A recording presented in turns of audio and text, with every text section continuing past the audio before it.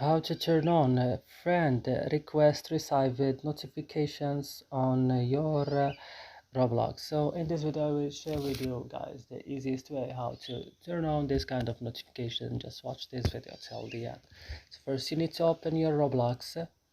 After this, when your Roblox is opening, you should come to this 3 point right here and then come to your settings. Right now open your notifications.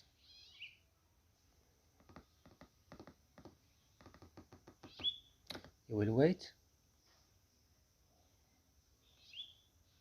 and you will